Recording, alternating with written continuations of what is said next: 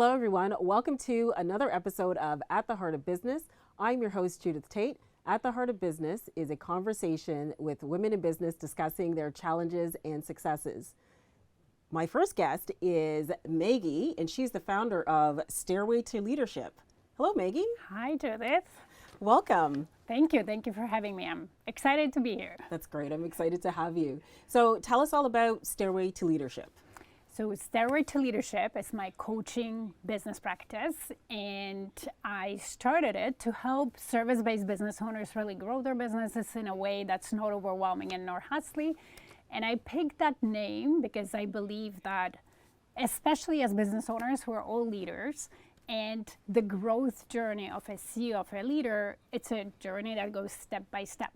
Yes. So, and it never ends. So that's where the name came from. And how long have you been coaching? I have been coaching for about 4 years now. Okay, that's great. And do you enjoy it? I love it. Yeah. I love it. This is something that I'm passionate about, that I wanted to do more of. And I discovered that passion through my corporate career, being a people leader. Okay. But I was doing less and less of it. As I climbed the corporate ladder, and I wanted to do more of it. And that was one of the reasons I started my business. Oh, that's great. I love that you say that, because it happens so that when you go up the ladder in any type of organization or corporation, you're more disconnected from, from the people who are just coming into the organization or from the frontline workers. So yeah, with that in mind, tell me your why. What's your deep-hearted why as to why you would start this coaching business? So there was a couple of reasons. So definitely one of them was doing more what I'm passionate about and not just what I'm good at. I was good at many things, and I've done many things in my corporate career, but I was passionate about helping people grow and achieve their full potential in the roles that they were in, but also professional goals. And as you say, sometimes we get disconnected and we don't have time to do it. So I wanted to do more of that. I also wanted to do business because I love business. I think it's creative and it's fun, and we can really have a lot of fun growing businesses. And then another reason that was maybe more internal to me was to not compromise other things that are important in my life. I went through sort of situational burnout in one of my corporate roles, and that made me realize that I don't want to have to compromise. I want to have a successful career, and I want to have time for my family and my kids and other things that are important to me. And I really thought that with my business, I'll be able to achieve it. So that was another reason. Okay. Yeah. You mentioned burnout. Yeah. That is a big thing, and I see so many people going through burnout. I've even gone through burnout myself. And I know there's varying degrees of burnout. Yeah. My burnout was to the point where I couldn't even get out of bed. I was just literally burnt out, exhausted, but I wasn't hospitalized. Yeah.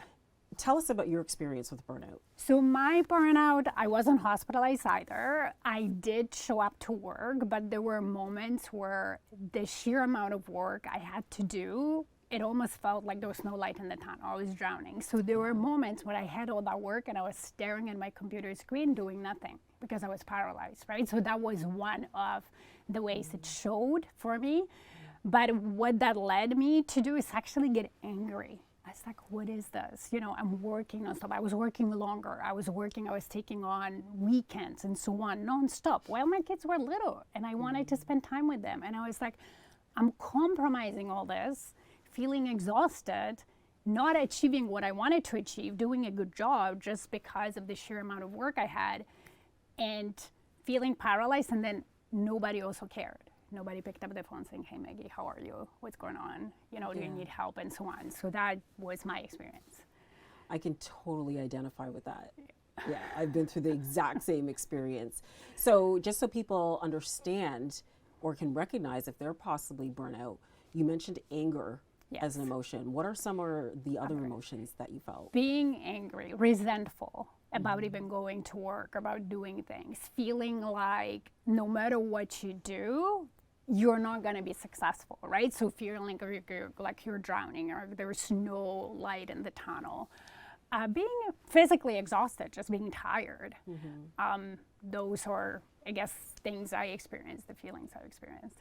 And of course, that impacts your like everything in your life. It impacts your like your personal life, your family life. What was the type of impact that you noticed? The most significant impact you noticed in your life? So in my work, I was definitely starting to become disconnected and not care. It's like no matter what I do, it doesn't work, and I don't like that, right? I think mostly, like as human beings, we want to be doing a good job and be successful. And when I started seeing myself disconnected, I didn't like that. In my personal life, I wasn't being a mom and a partner that I wanted to be. I wasn't, taking care of my kids, and everything fell on my partner, and that created a lot of guilt for me. So, that was the most impact, and that kind of led to that anger, saying, no, I don't want to be in this position. I don't want to feel like I'm cornered with, no way to move. Yeah. So, yeah. Oh, well, thank you for sharing that, because that's really, really important. Yeah. So what were, it sounds like there's probably a lot of challenges, but what was probably one of the most impactful challenges in all of this that on your, in your business or in your family life?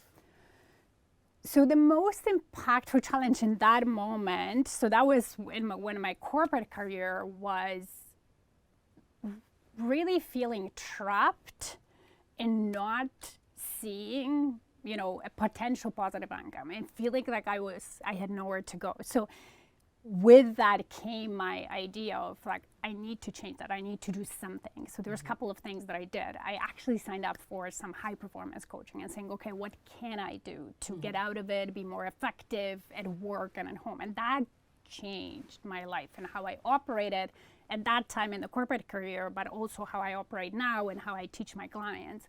But then the second thing was the idea to start my business, saying, okay, if I don't want to be in that situation anymore, simply switching positions or companies or jobs doesn't really guarantee that, because there will always be somebody above me making decisions, or there will be certain expectations.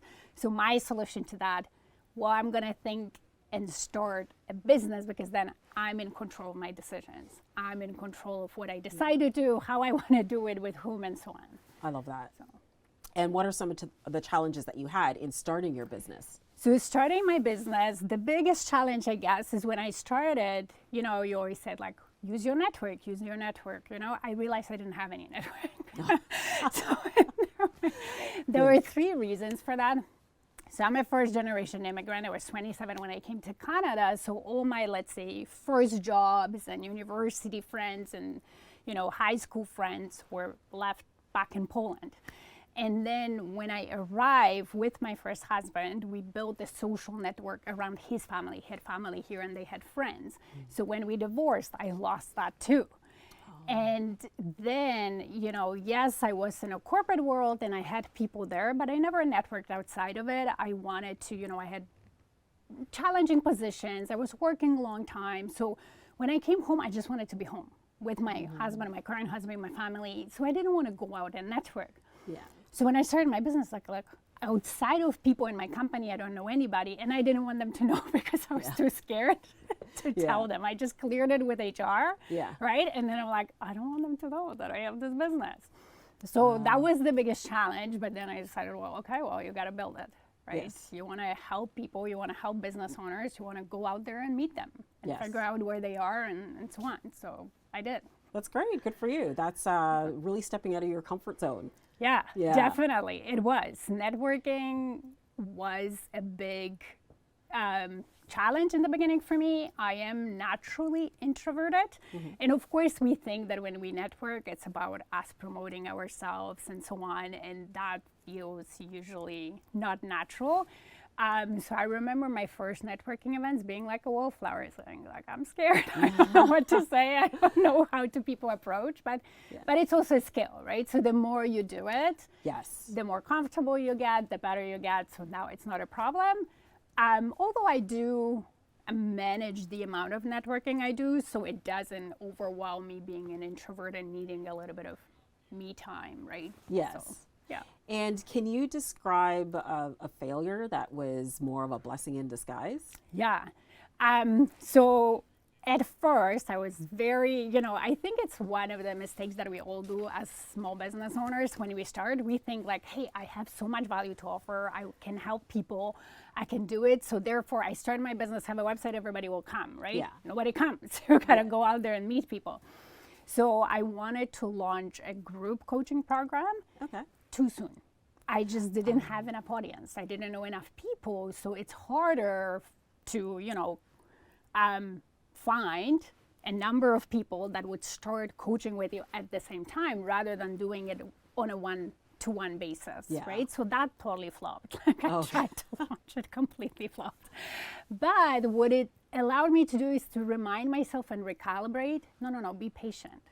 The reason you flop not is because you can't help people, it's because, you don't have big enough audience and network to expect 10 people to come to you at the same time to start coaching. You just need to do it one by one. You need to focus and keep going. So that kind of just recalibrated me, gave me a new perspective, a little bit of humility, and then I started doing that. And that was, a good path to take. Excellent. Can you tell us a bit about your book? Yeah, so this is a journal that I actually give my clients when they coach with me. So I help my clients grow, but in a way that's not overwhelming and sustainable. And part of that growth is having some good habits in how they operate in their business. And I'm all about high performance, which I think is thinking at your best, feeling at your best, and therefore operating at your best. So the Dream Plan Do It Journal helps my clients with 3 things. First, elevate the quality of their thinking, because when we elevate that quality, we make higher quality decisions in our business and then therefore higher quality actions. It helps them stay focused. So we create a strategy, and then in that implementation strategy, there's tools here that helps them stay focused and consistent. And it also helps them learn from their experience. So sort of I call it continuous improvement. So looking on a regular basis at their business, what's working, what's not working, what can I improve? The more we do it, the faster we can identify what's maybe not working, tweak it, and then keep going and doing something better rather than, making a mistake for a year and then say, oh, shoot, I should have, caught that in March and it's December. So that's what the book is all about. I love it. So the business coaching world is very saturated. What sets you apart and makes you different from other coaches? You're right, it is saturated. So there is a couple of things. One thing is definitely my business experience and expertise. I've had a long career in different businesses, not just in corporate Canada. And I looked at business from many different points. So from business development, marketing and sales, from operations, client, service delivery and so on. So I know what connects with home and so on. And of course, I incorporate also like the high performance and good habits to help my clients grow without working more, without getting overwhelmed or burnt out. That's excellent. Thank you so much, Maggie. This was a wonderful conversation, and I love the success that you've had. Yeah, thank you so much, Judith. I'm really appreciating that you had me here. Thank you. And stay tuned. We will be speaking with Julia Rick next of Crew Services.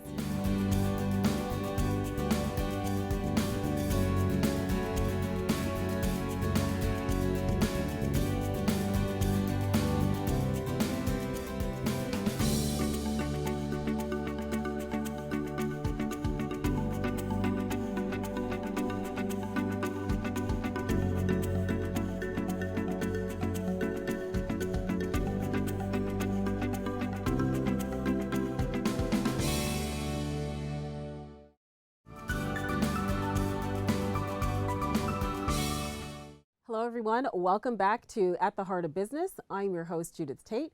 At the Heart of Business is a conversation with women in business discussing their challenges and successes. I'd like to welcome our next guest, Julia Rick, founder of Crew Services. Thank you for having me. Hi, Julia.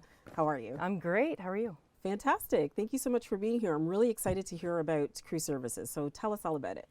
So Crew Services is a group practice of mental health professionals. We have lots of different therapists that work there, and everybody's got a different kind of skill set or a specialization.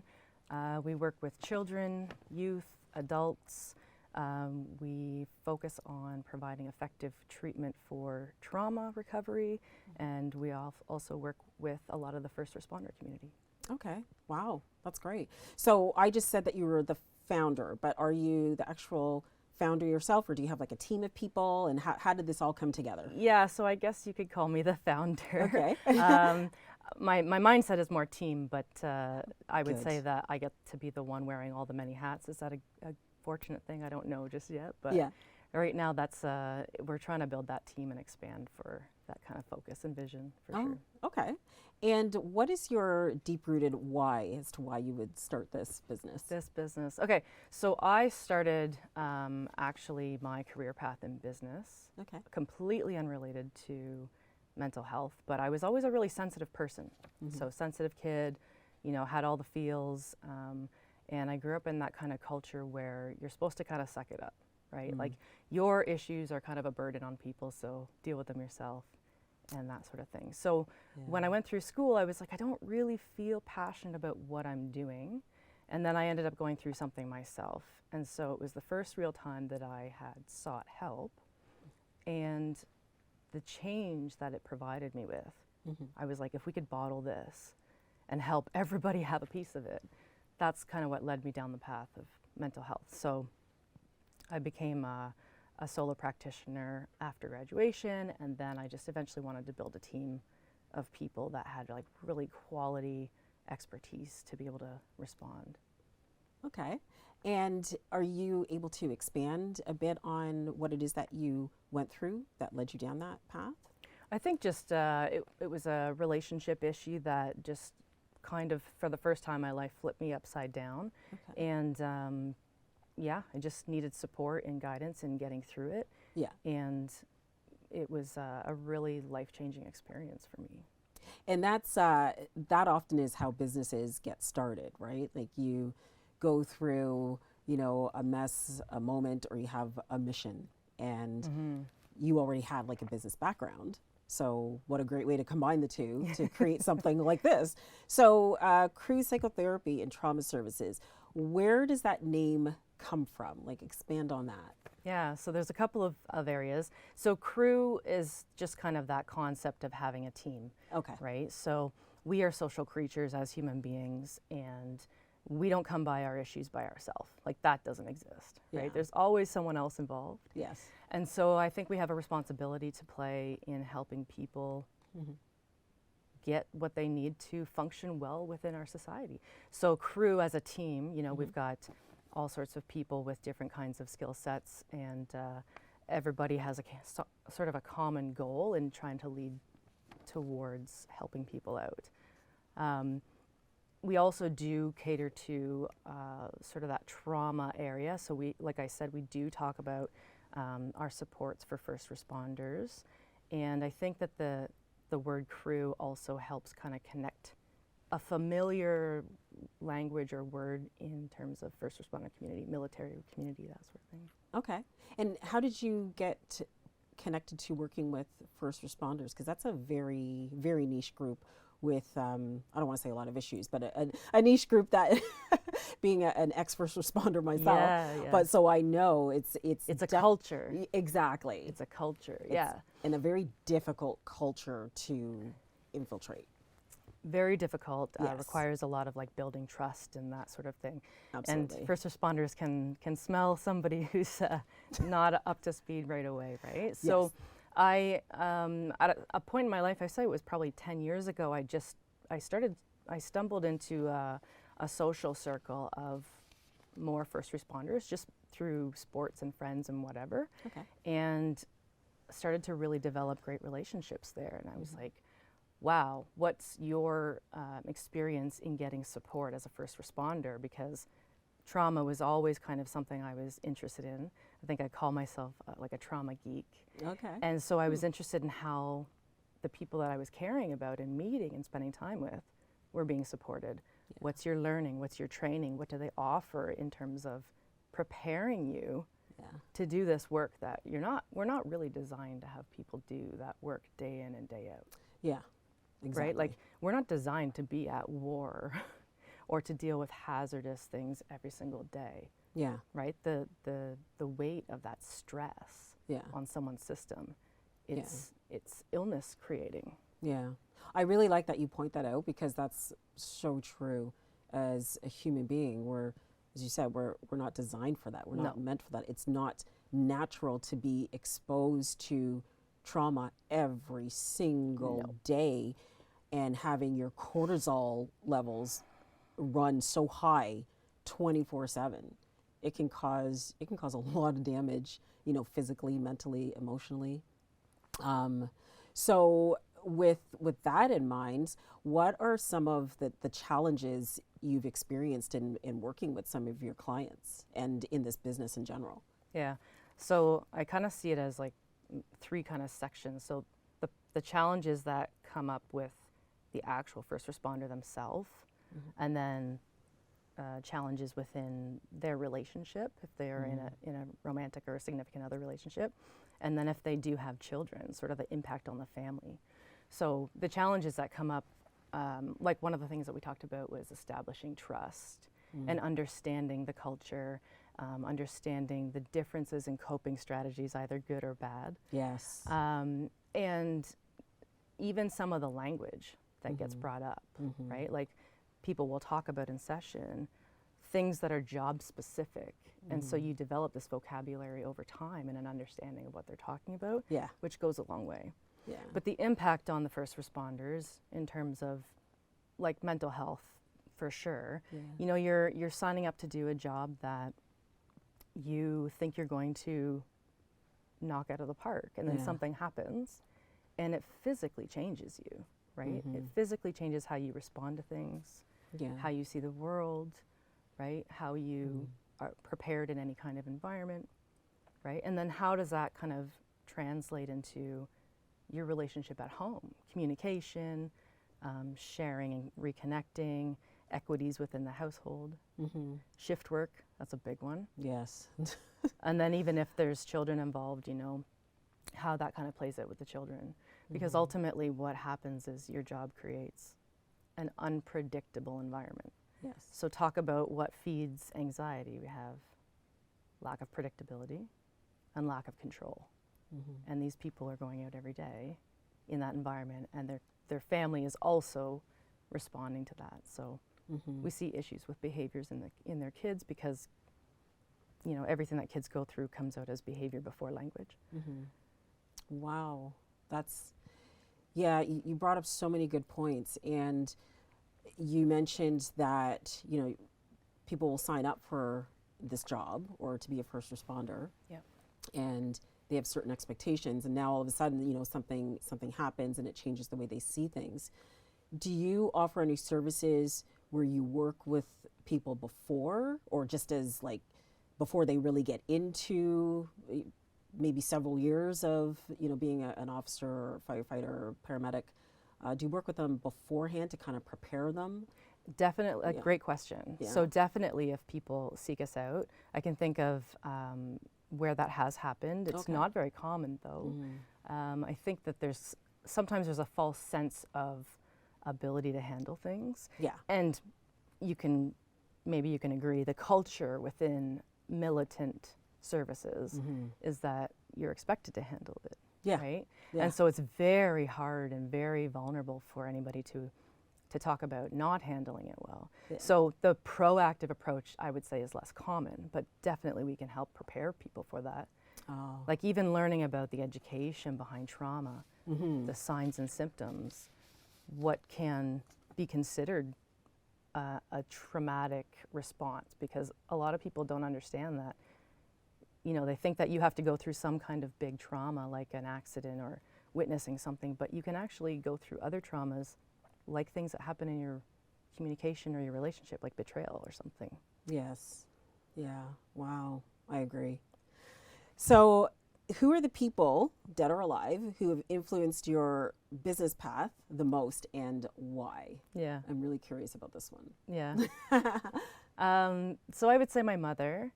So my mom was a stay-at-home mom. I'm the youngest of three. So my mom was a stay-at-home mom until I was about 5 or 6. Let's say 5. And then she decided she was going to go back to university for social work. Oh, okay. And so I have vivid memories of her, you know, studying and reading her textbooks while she was in bed, and I got to kind of snuggle up to her and do the same. So she would be highlighting her textbooks, and she would throw me some kind of novel that she had read, Aw. and I got to randomly highlight. I had no idea what I was highlighting. But so eventually she got her master's, and I remember her bringing home this big book that she called a thesis, and thinking like, I can't believe that she wrote, like it was hundreds of pages. I couldn't believe she wrote it. And I just one day wanted to do something that fantastic. And so that didn't kind of circle back around until, again, I went through something that I was like, this kind of support is golden if people can receive it. Yeah. And so I would say she definitely helped me to understand how to support people emotionally, and to take on something that is a big goal and really kind of smash it. Yeah. Yeah. Aw. So I think she was very, very integral for it. Aw. Nice shout out to Mom. Shout out to Mom. Okay. Do you have a slogan? Our slogan is raising responsibility in mental health, or with mental health. And it really goes back to the idea of, you know, this culture of, you got to be tough and you got to suck it up. It just falls flat. Like, it just doesn't make sense, right? We have $50 billion in economic costs to Canadians every year. $50 billion is being spent, and it's related back to mental health needs. So the cost of health care that people are getting as a result of symptoms like physio, chiro, their medical doctor, right? Any of that, there's sources there that come back to stress, right? We know that between 75% to 90% of doctors' office visits can be related back to a source of stress. And it just doesn't make sense. Even our doctors, half of our doctors are burnt out at this moment. And so we really want to talk about, let's bring it back to responsibility with attention here in mental health. That's great. Well, thank you so much for joining us. Thank you. And thanks to our viewers for watching. Tune in next time for another episode of At the Heart of Business.